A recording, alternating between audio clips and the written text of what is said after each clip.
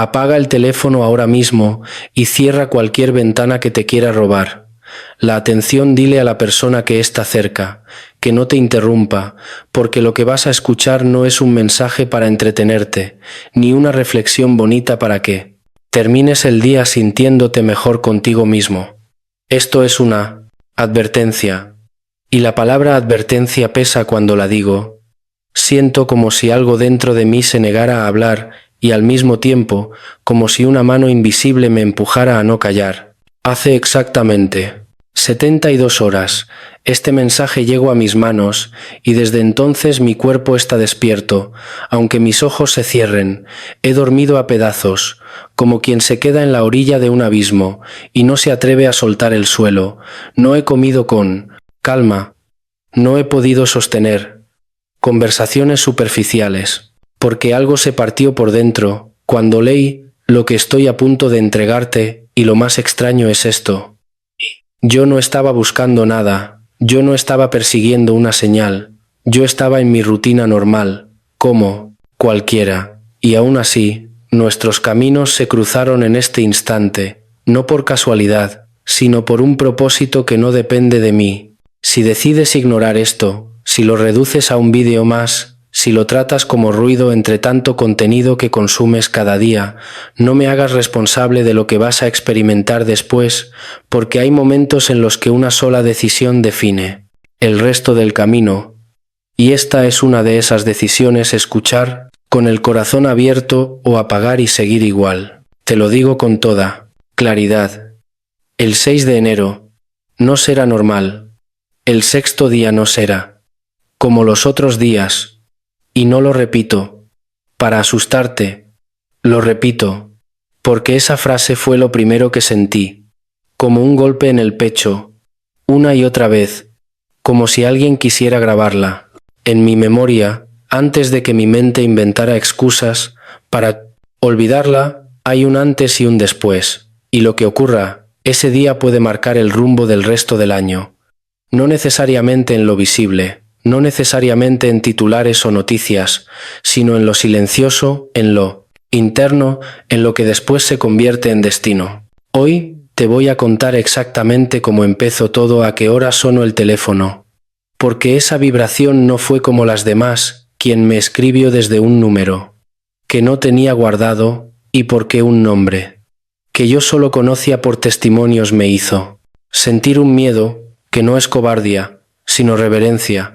Te voy a llevar conmigo a una casa de oración que no duerme, donde hay gente que mantiene fuego encendido desde hace años y donde un hombre anciano con ojos que parecen leer la historia completa de una persona me dijo, sin saludar, sin rodeos, que yo tenía que advertirte. Y antes de entrar en ese encuentro, te pido algo sencillo. Si este tipo de contenido te ayuda, si te despierta, si te hace mirar tu vida con honestidad, suscríbete al canal y activa las notificaciones. No por números, sino porque lo que viene en todo, los próximos minutos, está construido para que llegues al 6 de enero con la mente clara, el corazón firme y la vida en posición. Hoy no vengo a darte miedo, vengo a darte dirección. Vengo a contarte porque el 6 de enero no será normal y que significa prepararte desde ahora. Todo comenzó esa madrugada en la que el silencio no era silencio, sino una especie de expectativa pesada. El reloj marcaba las 3:47 cuando el teléfono vibró sobre la mesa de noche, pero no fue una vibración común. No fue ese temblor breve al que ya estamos acostumbrados, fue algo más largo, más insistente, como si quisiera asegurarse de que yo no pudiera ignorarlo. Sentí que me despertaba el cuerpo entero, no solo los ojos, y antes incluso de tocar el teléfono, supe que no era un mensaje cualquiera. Lo tomé y vi que venía de un número que no tenía guardado. No había foto, no había nombre, solo una línea de texto directa, sin saludo, sin explicaciones. El hermano Elias necesita hablar contigo urgente, no es para mañana. Adjuntaba una ubicación. En las afueras de la ciudad, un lugar que yo solo conocía de oídas, una casa de oración que funciona las 24 horas del día, donde un pequeño grupo de intercesores ha mantenido encendido el fuego del altar durante 11 años consecutivos. Nunca había estado allí, nunca había tenido contacto con ese ministerio. Y sin embargo, al leerlo sentí que algo dentro de mí se contraía. Lo que me erizó la piel no fue la hora ni la urgencia, ni siquiera el lugar. Fue el nombre. Yo sabía quién era el hermano Elias, aunque nunca lo había visto en persona. Sabía que tenía más de 80 años, que llevaba décadas viviendo una vida de disciplina extrema, comiendo una sola vez al día, después de caer la tarde sabia que había perdido a su esposa y a sus 3 hijos en un accidente cuando aún era un hombre joven y que lejos de endurecerse había entregado su vida entera a la intercesión silenciosa. Sabía que había rechazado invitaciones a escenarios grandes y conferencias multitudinarias porque su llamado no era el protagonismo, sino el altar. Sabía también que había hablado con precisión sobre eventos que después ocurrieron exactamente como los describió, y todo eso pasó por mi mente en cuestión de segundos. Sentí miedo, y no lo digo con vergüenza. Fue ese tipo de miedo que no paraliza, sino que te pone de rodillas por dentro. El mismo temor que sintió Moisés frente a la zarza, el mismo que experimentó Isaías cuando vio al Señor alto y sublime, un miedo que te hace entender que estás a punto de cruzar un umbral y que del otro lado ya no eres la misma persona. Me quedé sentado unos minutos con el teléfono en la mano, respirando hondo, luchando entre la lógica que me decía espera hasta la mañana y algo más profundo que me decía levanta. Ahora me levanté, sin hacer ruido para no despertar a mi esposa. Me vestí en silencio, tomé las llaves y salí a la calle. Conduje durante 40 minutos por carreteras vacías bajo un cielo sorprendentemente claro. Las estrellas brillaban con una intensidad que hacía años no veía, como si la noche misma estuviera observando, y durante todo el trayecto una frase golpeaba mi mente, una y otra vez, como un martillo constante. El 6.º día no será como los otros días. Cada repetición aumentaba el peso de tediano. Esas palabras no eran pensamientos míos, se imponían desde fuera, con una urgencia que me hacía acelerar, aun cuando sabía que no debía. Mientras conducía, pensaba en cuántas veces ignoramos este tipo de momentos, porque vivimos saturados de notificaciones, de ruido, de estímulos constantes, y confundimos la voz que despierta el espíritu con una molestia más. Pero esa noche supe que si no respondía a algo, se rompería por dentro cuando vi las luces de la casa de oración. A lo lejos, supe que ya no había marcha atrás. Estaba entrando en una historia que no era solo mía, y que tarde o temprano también te iba a alcanzar a ti. Llegué al lugar cuando el reloj marcaba las 4:32 de la madrugada. La casa era sencilla, de 2 pisos, sin ningún letrero llamativo, pero todas las ventanas estaban encendidas, como si la noche no tuviera poder allí. Desde el exterior se escuchaba una adoración profunda. No eran cantos modernos, fáciles de repetir, eran melodías antiguas que nacen del quebranto de personas que han pasado por el fuego y aún así siguen de pie. Estacioné el auto y antes de bajar me quedé inmóvil unos segundos, porque sentí algo difícil de explicar, como si cruzar esa puerta sin la actitud correcta pudiera traer consecuencias reales, no supersticiosas, sino espirituales. Oré una oración corta, pidiendo al Señor que alineara mi corazón. Bajé del auto, caminé hacia la puerta de madera que estaba entreabierta, y al empujarla el ambiente cambió de inmediato. El aire se sentía denso, cargado de una presencia que no oprime, pero si examina. Había unas 15 personas repartidas por el lugar, algunos de rodillas, otros postrados completamente en el suelo, otros de pie, con las manos levantadas. Nadie se volvió a mirarme, nadie interrumpió. Su oración era como si yo no existiera, o como si ellos estuvieran en una dimensión distinta, aunque compartíamos el mismo espacio. Avance despacio hacia el frente donde había un altar simple, una mesa de madera, con una Biblia abierta y 7 velas encendidas, y allí a la derecha del altar, sentado en una silla austera, estaba el hermano Elias.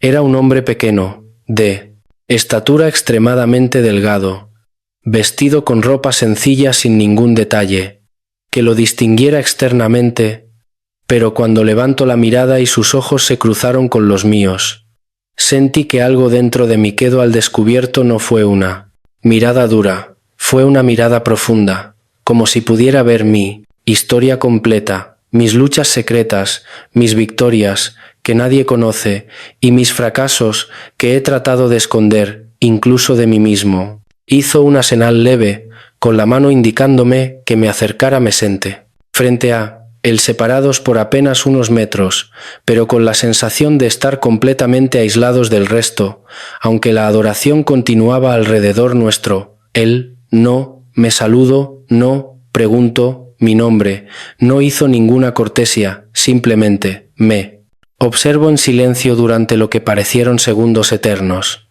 Y entonces habló con una voz suave pero firme: el 6º día no será como los otros días, y tú tienes que advertirles.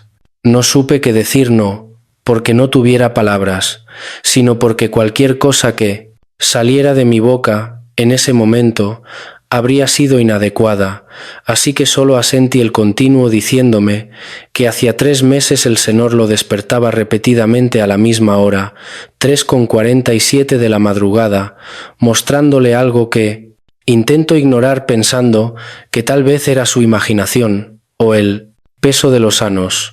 Pero cada vez que lo hacía la palabra ardía con más fuerza en su pecho, hasta que entendió que si no la soltaba, lo consumiría por dentro. Me dijo que había visto escenas repetidas en muchos hogares, personas sinceras, creyentes activos, gente que asiste a la iglesia, que canta, que ora, que tiene Biblias subrayadas y aplicaciones devocionales en sus teléfonos, pero que cuando llegara el 6 de enero, algo cambiaría. Muchos no estarían preparados para lo que ese día traería. No hablaba de una catástrofe visible ni de noticias mundiales.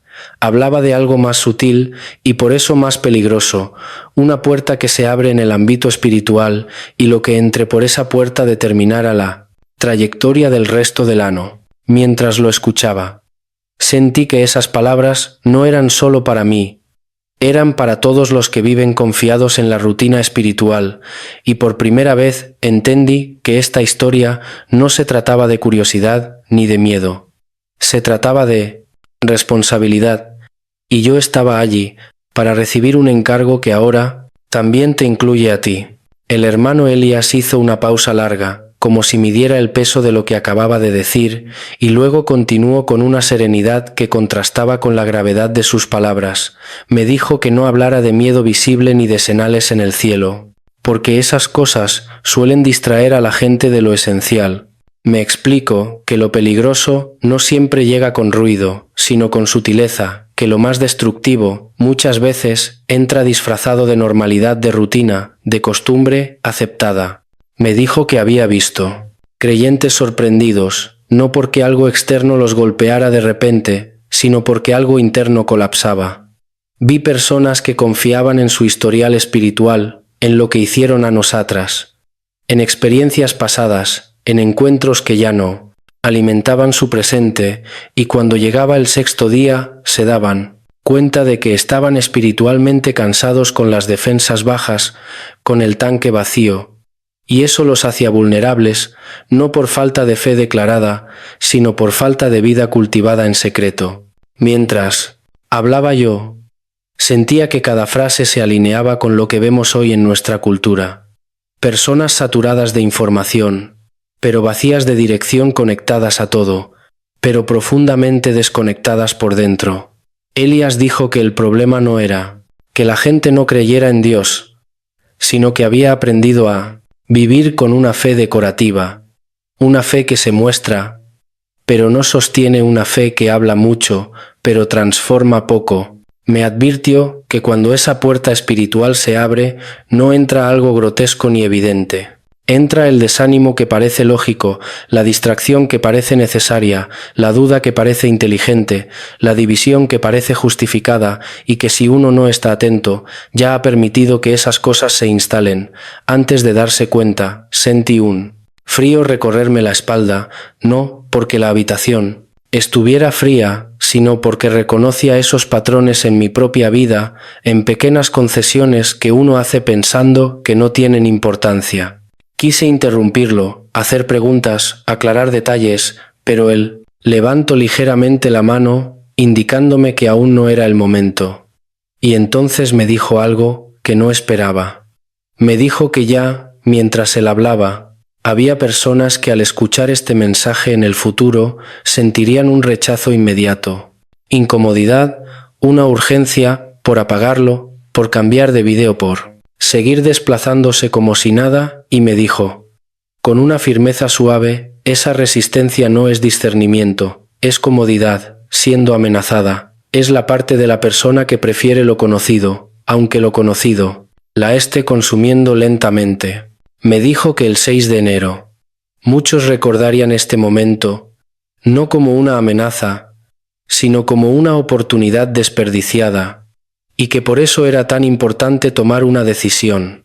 Ahora no mañana, no después, sino ahora una decisión visible, concreta que rompa la pasividad, porque en el ámbito espiritual, la pasividad nunca es neutral, siempre favorece a algo o a alguien. Me explico que cuando una persona declara algo con intención, no como un ritual vacío, sino como un acto, consciente se posiciona de una manera distinta, que las palabras dichas con fe crean alineaciones invisibles, y por eso quería que la gente no solo escuchara, sino que respondiera, que hiciera algo, aunque pareciera simple, porque la obediencia, pequeña, abre puertas a protecciones grandes. Yo lo escuchaba y entendía que este mensaje no era información, era una invitación a despertar, a salir del modo automático, a dejar de vivir reaccionando y comenzar a vivir con propósito. Cuando termino esta parte, sentí que el ambiente se había vuelto aún más denso, como si algo estuviera siendo sellado en ese instante. Y supe que lo que venía a continuación no sería teórico ni simbólico, sería práctico, directo y confrontador. Y que quien decidiera seguir escuchando ya no podría decir que no fue advertido. Después de ese silencio cargado, el hermano Elías se incorporó lentamente de la silla. Cada movimiento parecía medido, como si incluso el acto de ponerse de pie formara parte del mensaje. Camino hasta el altar, tomo la Biblia que estaba abierta, y regreso a sentarse frente a mí sin preguntarme si conocía. El pasaje comenzó a leer con una voz pausada que hacía que cada palabra cayera como una gota pesada sobre piedra. Estaba leyendo del libro de Amos, donde se describen una serie de advertencias que Dios envió a su pueblo: hambre, sequía, plagas, guerra, destrucción, y después de cada una, la misma frase repetida, una y otra vez: pero no volvisteis a mí, dice el Señor. Me explico que esa repetición no es redundancia, es insistencia, es un Dios que toca la puerta una y otra vez antes de permitir que las consecuencias sigan su curso. Cuando termino de leer, cerro la Biblia con cuidado y me miro fijamente. Entonces pronuncio el versículo que hizo que todo encajara: por tanto de esta manera te haré, oh Israel, y porque te he de hacer esto, prepárate para venir al encuentro de tu Dios. Me dijo que la palabra prepárate en el idioma original no significa solo estar listo como quien espera pasivamente, sino estar establecido firme en la posición correcta. Es una acción, no una espera. Me dijo que la mayoría de la gente piensa que cuando Dios advierte, lo hace para infundir miedo, pero en realidad lo hace para posicionar, que las advertencias divinas son misericordia preventiva, una oportunidad para alinearse antes de que llegue el momento inevitable, porque la cita va a ocurrir de todas formas. Lo único que cambia es la condición en la que uno llega a ella, preparado o desprevenido, consciente o distraído. Luego me habló específicamente del 6 de enero. Me dijo que no era una fecha elegida al azar, que durante meses El Espíritu Santo la había resaltado una y otra vez.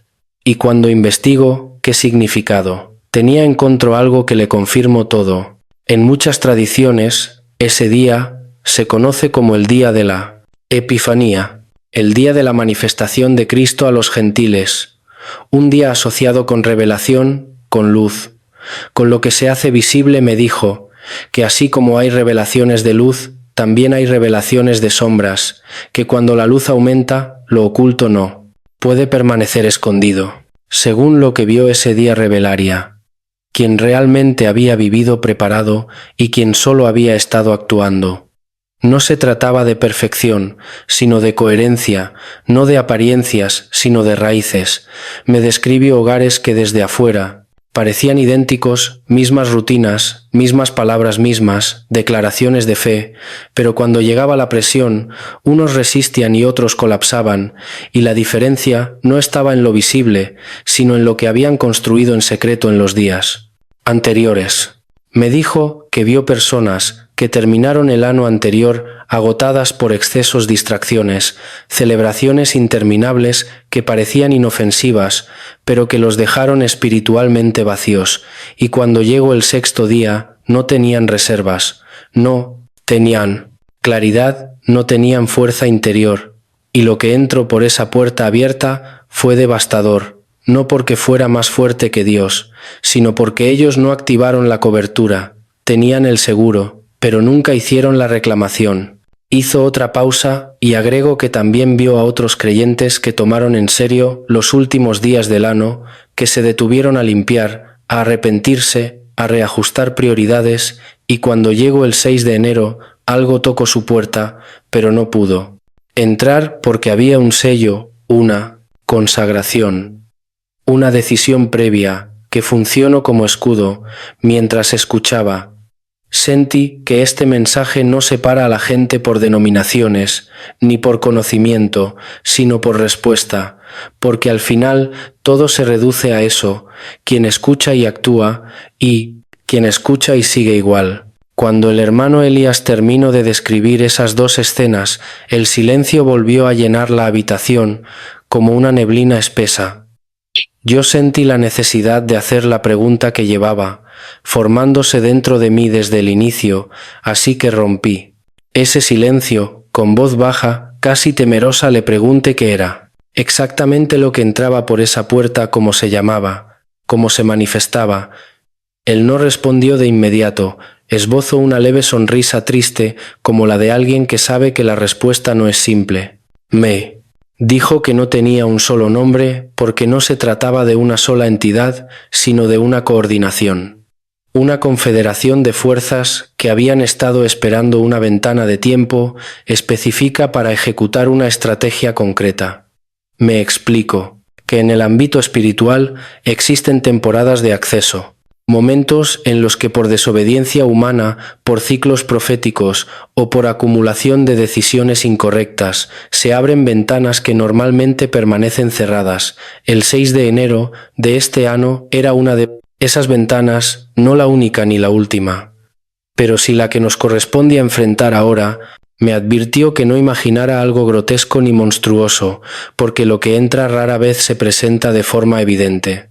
Entra disfrazado con argumentos razonables, entra como desánimo, que parece lógico, como distracción, que parece necesaria, como división que parece justa, como duda que se disfraza de pensamiento crítico, entra como lujuria, que se confunde con amor, como codicia, que se vende como ambición, como orgullo, que se llama seguridad personal, como control, que se justifica como liderazgo responsable. Me miro fijamente y me pregunto si entendía lo que estaba diciendo. Me explico que no se reconoce por la apariencia, sino por el fruto, y que cuando uno se da cuenta del fruto, muchas veces ya ha permitido que esas semillas echen raíz. Sentí un escalofrío recorrerme el cuerpo, no por miedo, sino por reconocimiento, porque esas cosas no me eran ajenas. Las había visto operar en mi entorno, en personas cercanas, incluso en pequeñas grietas dentro de mi propia vida. Entonces cambió el tono y me dijo, no te quedes en el temor, porque el temor sin dirección paraliza, pero el temor de Dios con instrucción activa posiciona, y fue allí cuando supe que la conversación estaba a punto de volverse aún más concreta. Me dijo que ahora iba a decirme exactamente qué tenía que suceder entre ese día y el 5 de enero, para que el 6 de enero me encontrara preparado no como una sugerencia motivacional, sino como un protocolo espiritual, tan preciso como las instrucciones que no recibió para construir el arca o las que Moisés recibió para levantar el tabernáculo. Me explico que cada detalle importa porque cada acción crea una alineación que no siempre se ve, pero siempre se siente. Y antes de comenzar con esas instrucciones, me dijo algo que me impactó profundamente.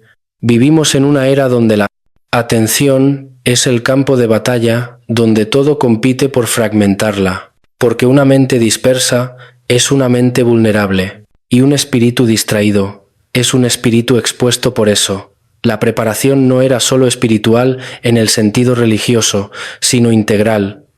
Afectaba horarios, hábitos, palabras, relaciones y decisiones cotidianas. Mientras lo escuchaba, entendí que este mensaje no buscaba crear fanáticos, sino personas conscientes, personas que entienden que la vida espiritual no se sostiene solo con intenciones, sino con estructuras y disciplina, y que el 6 de enero no sería una prueba arbitraria, sino una revelación del estado real de cada uno.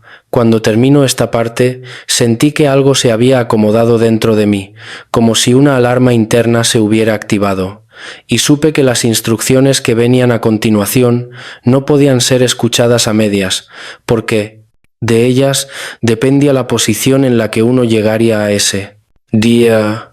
El hermano Elias se inclinó ligeramente hacia adelante como alguien que va a confiar algo delicado y me dijo: antes de continuar, necesito que entiendas esto. No todos los que escuchan una advertencia la reciben de la misma manera. Algunos sienten gratitud, otros sienten incomodidad y otros sienten rechazo inmediato. Me explico que incluso mientras yo escuchaba, había personas que en el futuro, al oír este mensaje, experimentarían una resistencia interna, una urgencia por apagarlo, por minimizarlo, por pensar que era exagerado, y me dijo con mucha calma: esa resistencia no viene del discernimiento, viene de la comodidad que está siendo amenazada. Me dijo que el corazón humano se acostumbra a lo familiar, incluso cuando lo familiar lo está desgastando, y que por eso, cuando llega una voz que llama a cambiar, a ajustar, a prepararse, lo primero que surge es defensa, no porque sea mentira, sino porque exige una respuesta concreta. Me advirtió que si alguien decide ignorar esta palabra, ahora la recordará él. 6 de enero, cuando se encuentre en medio de algo que no entiende, sin saber cómo salir, no como castigo, sino como consecuencia natural de no haber prestado atención. Entonces me dijo que antes de seguir necesitaba que la gente tomara una decisión física, que representara una decisión espiritual, no como un ritual vacío, sino como un acto consciente que rompa la pasividad. Me explico que en el ámbito espiritual, las palabras dichas con intención tienen peso, que, cuando una persona declara algo, públicamente crea una alineación invisible y convoca testigos que sostienen esa decisión no por magia, sino por coherencia. Me dijo que por eso quería que cada persona que escuchara escribiera una frase sencilla, una declaración de preparación, no para convencer a otros, sino para confrontarse a sí mismos, porque cuando algo queda por escrito, deja de ser una idea abstracta y se convierte en un compromiso medible. Me aclaro que no se trataba de copiar y pegar sin pensar, sino de escribirlo con plena conciencia, entendiendo que cada palabra pronunciada o escrita construye o debilita. Agrego que este acto no era el objetivo final, sino el comienzo que la pasividad ha mantenido a millones de creyentes en un estado de adormecimiento espiritual, donde asisten a reuniones, pero no experimentan transformación, donde leen, pero no aplican, donde oran, pero no esperan respuesta, y que esa pasividad tenía que romperse ahora, porque el 6 de enero no sería como los otros días y los pasivos serían arrastrados, mientras los decididos serían establecidos. Mientras él hablaba, yo pensaba en nuestra generación, acostumbrada a reaccionar, pero no a decidir, a consumir, pero no a comprometerse, a opinar, pero no a obedecer, y entendí que esta llamada iba contra la corriente cultural, no apelaba a la emoción momentánea, sino a la disciplina sostenida. Elías me dijo que no bastaba con asentir ni con sentirse tocado, que la verdadera respuesta siempre se manifiesta en una acción concreta por pequeña que parezca. Cuando termino esta parte, sentí que algo había cambiado en el ambiente, como si se hubiera marcado una línea invisible entre quienes escucharían hasta el final y quienes se quedarían a mitad de camino.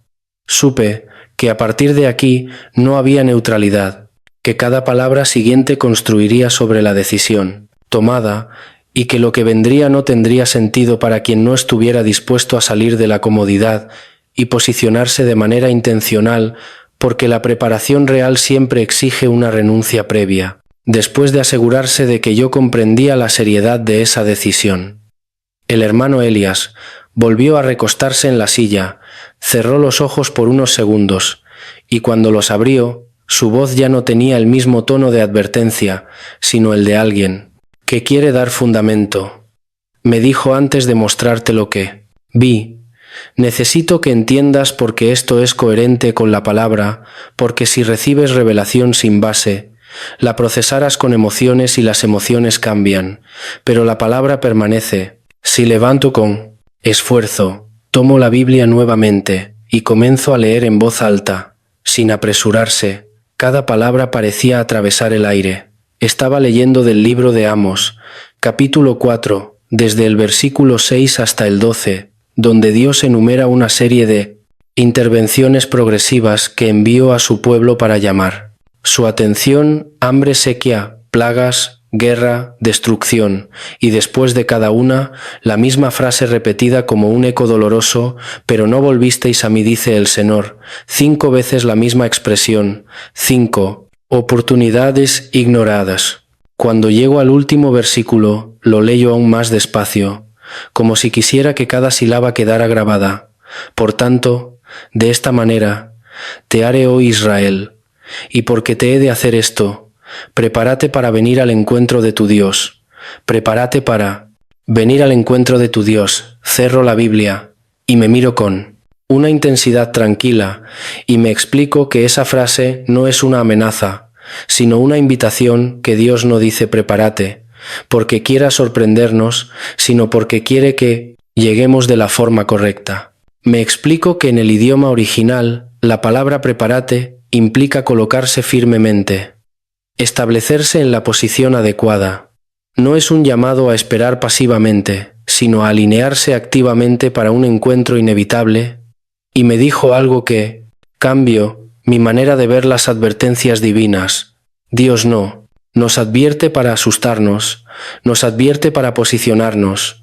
Sus advertencias son misericordia, preventiva. Luego conecto eso con el significado del 6 de enero, me dijo, que al investigar esa fecha, encontró que en muchas tradiciones se celebra la Epifanía, el día de la manifestación de Cristo a los gentiles, un día asociado con revelación, con luz, con lo que se hace visible. Me explico que la Epifanía no es solo un recuerdo histórico, sino un principio espiritual. Cuando la luz se manifiesta, lo oculto queda expuesto. Y entonces vino el giro que me dejó sin aliento. Me dijo, así como hay epifanías de luz, también hay epifanías de tinieblas, momentos en los que lo que estaba escondido se revela, no para glorificarlo, sino para confrontarlo. Y según lo que vio, el 6 de enero de este año sería un día de revelación. En ambos sentidos, se manifestaría claramente quien ha estado verdaderamente preparado y quien solo ha estado actuando, quien tenía aceite en su lámpara y quien solo sostenía una lámpara vacía con buena apariencia externa. Me dijo que ese día no crearía la diferencia, solo la revelaría, que la línea divisoria ya existe y que el 6 de enero simplemente la haría visible. Y mientras lo escuchaba, entendí que esto no era un mensaje de fatalismo, sino de honestidad radical. Una invitación a dejar de vivir de imagen y comenzar a vivir de verdad. Porque cuando la luz llega, no negocia, no discute, simplemente ilumina y cada uno queda expuesto en la posición que eligió previamente. El hermano Elias dejó la Biblia sobre su regazo y se inclinó hacia adelante, como si quisiera acercar la verdad. Lo más posible me dijo que en la visión había visto dos tipos de creyentes. El 6 de enero, dos grupos que desde afuera lucían, prácticamente iguales mismas, palabras mismas, rutinas mismas, canciones mismas, declaraciones de fe, pero que internamente eran opuestos.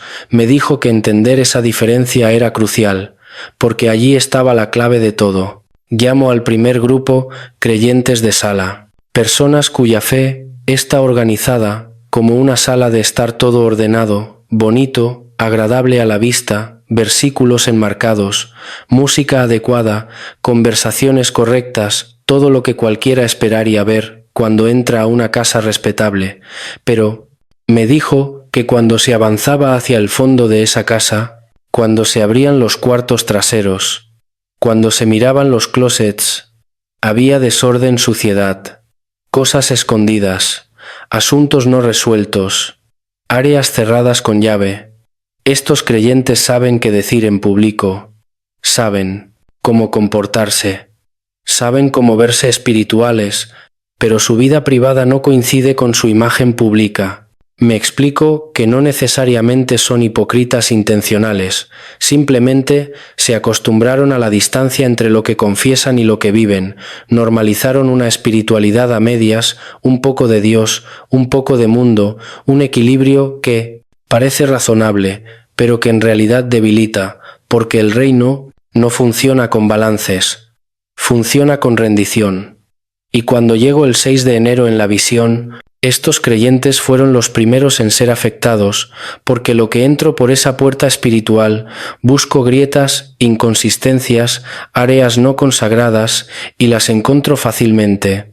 Me dijo que estas personas no entendían qué estaba pasando. Decían, yo oro, yo voy a la iglesia, yo leo la Biblia, pero todo eso se había convertido en rutina, sin transformación, forma sin poder apariencia, sin sustancia, y mientras lo decía, sentí un peso en el pecho, porque reconocía ese patrón no solo en otros, sino en mí mismo, en áreas donde había aprendido a aparentar estabilidad mientras evitaba confrontar lo profundo. Luego me hablo del segundo grupo, los creyentes de raíz, personas cuya fe no es un compartimento de su vida, sino el fundamento de toda su existencia.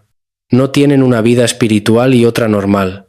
Tienen una sola vida integrada, donde Cristo es Señor de todo o no, es Señor de nada, no son perfectos, cometen errores, tropiezan, caen, pero hay una diferencia clara. Cuando caen, se levantan rápido, cuando fallan se arrepienten de verdad, cuando se desvían, regresan al camino. Hay una trayectoria, aunque no sea una línea recta. Me dijo que cuando llegó el 6 de enero, estos creyentes también sintieron la presión, también enfrentaron el ataque, también fueron tocados, por lo que entró por esa puerta, pero no colapsaron, porque tenían raíces, tenían historia con Dios, tenían fundamento. Cuando vino el viento, no cayeron cuando vino. La lluvia no se desmoronaron, cuando vino la inundación, no fueron arrastrados, no porque fueran más fuertes, sino porque estaban conectados a una fuente más fuerte que ellos. Entonces me miró fijamente y me hizo la pregunta que aún resuena en mí: ¿cuál de los dos eres tú? ¿Tu fe es decoración o fundamento? ¿Es actuación o transformación? Y me dijo que no respondiera rápido, que pensara en mi vida real, en lo que hago. Cuando nadie me ve, en cómo uso mi tiempo, mi dinero, mi mente, mis conversaciones privadas, mis pensamientos secretos, porque el 6 de enero no creara la verdad, solo la revelara, y mejor descubrirla ahora, cuando aún hay tiempo de cambiar, que ese día cuando ya no haya margen para prepararse. Después de hacerme esa pregunta, el hermano Elias, no espero mi respuesta, dijo que no hacía falta, porque el rostro suele revelar lo que la boca intenta, ocultar su tono se suavizó, y con eso llegó algo que no esperaba. Esperanza, me dijo todavía. Hay tiempo por eso, esta advertencia no llega el mismo día, sino antes. Por eso existe una ventana entre hoy y el 5 de enero, una franja de gracia donde una persona puede pasar de ser creyente de sala a creyente de raíz. No es un proceso eterno, es una decisión clara, seguida de acciones concretas. Me dijo que ahora iba a darme instrucciones precisas, no ideas generales, no consejos motivacionales, protocolos. Me explico que la preparación real siempre toca. Lo practico porque la fe que no baja al cuerpo, a la agenda y a los hábitos se queda en intención, y luego comenzó. Primero dijo, vas a establecer lo que llamo la frontera del amanecer. Desde hoy hasta el 5 de enero, sin excepción, te levantarás antes de que salga el sol, no importa a qué hora te acuestes, no importa el cansancio, vas a tomar los primeros minutos del día, antes de que el mundo despierte, y los entregarás a Dios, porque quien gobierna el amanecer suele gobernar el resto del día. Me explico que en ese tiempo no se trata de oraciones bonitas, sino de declarar identidad en voz audible, porque la voz crea atmósfera, y al declarar recuerdas quién eres, antes de que el mundo intente asignarte un nombre falso. Segundo me dijo, vas a ayunar de 3 cosas que casi nadie considera ayuno. La primera, opiniones, dejar de comentar todo, de discutir todo, de invertir palabras en batallas inútiles. La segunda, validación, dejar de buscar aprobación, aplausos, likes, porque el que depende de eso colapsa cuando no lo recibe. Y la tercera, entretenimiento pasivo, cortar el consumo que seda la mente, series interminables, desplazamiento infinito, contenido vacío, porque una mente sedada no percibe la voz del espíritu. Tercero dijo, vas a limpiar tu casa física y espiritualmente, no por superstición, sino por principio. El entorno externo afecta el estado interno. Vas a ordenar, deshacerte de lo que no sirve, orar sobre cada espacio, y declarar que tu hogar es territorio consagrado.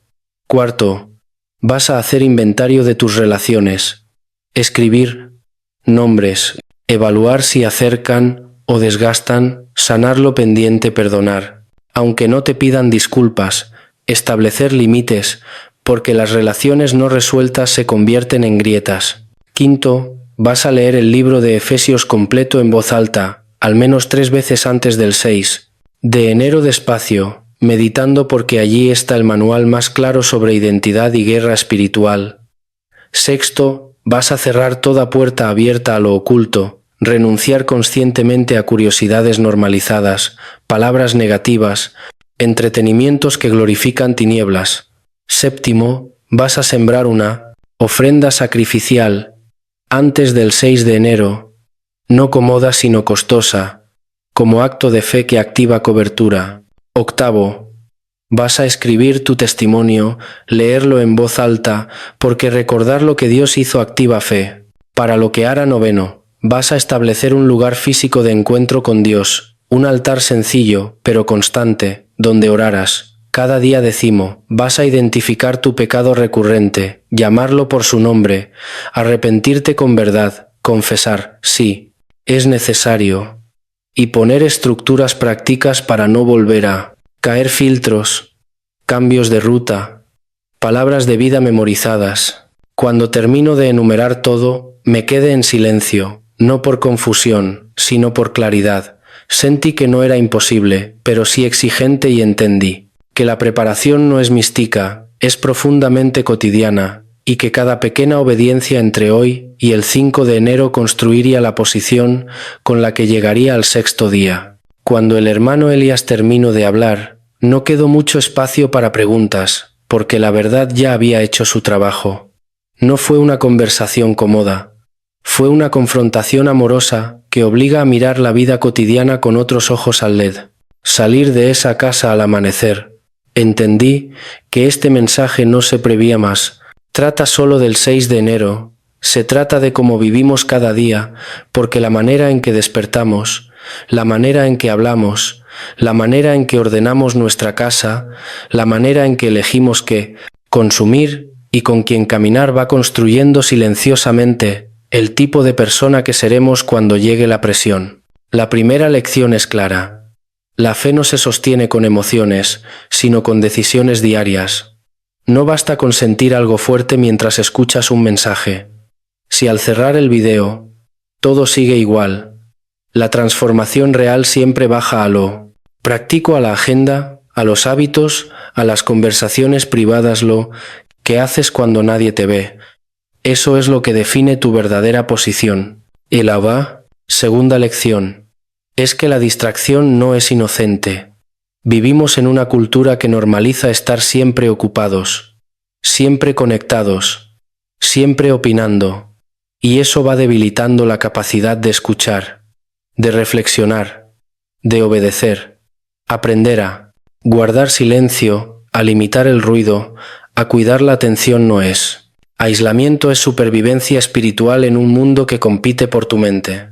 La tercera lección es que ordenar lo externo ayuda a ordenar lo interno, limpiar una habitación, cerrar ciclos, pedir perdón. Establecer límites son actos simples pero poderosos, porque le devuelven coherencia a la vida. No todo es espiritualizado, pero todo está conectado: cuerpo, mente, espíritu, espacio, relaciones. Cuando uno se desordena, los demás lo sienten. La cuarta lección es que nadie se prepara solo. La fe también se vive en comunidad. Revisar relaciones, sanar conflictos, soltar resentimientos, protege más de lo que imaginamos. Muchas crisis no entran por falta de oración, sino por relaciones no resueltas que se convierten en grietas abiertas. La quinta lección es que siempre hay tiempo para cambiar. Mientras haya conciencia, no importa cuántos años lleves haciendo las cosas de una manera distinta, una decisión tomada hoy con acciones concretas puede cambiar el rumbo completo. No sé cuánto cumplo, trata de perfección, sino de dirección. No se trata de no caer, sino de levantarse rápido y volver a alinearse. El 6 de enero. En este mensaje representa un principio más amplio. El momento en que la vida nos examina, no avisa, siempre no llega con estruendo, llega revelando lo que ya somos por dentro. Por eso prepararse no es vivir con miedo, es vivir con intención, es decidir qué tipo de persona quieres ser cuando la presión toque a tu puerta. Si este contenido te está ayudando a pensar, a despertar, a revisar tu vida, te invito a suscribirte al canal. Aquí seguimos compartiendo mensajes que no solo informan, sino que confrontan y orientan, porque la fe práctica se construye con verdad repetida y aplicada. Comparte este mensaje con alguien que lo necesite, no para asustar, sino para despertar. Y sobre todo, no pospongas lo que puedes empezar hoy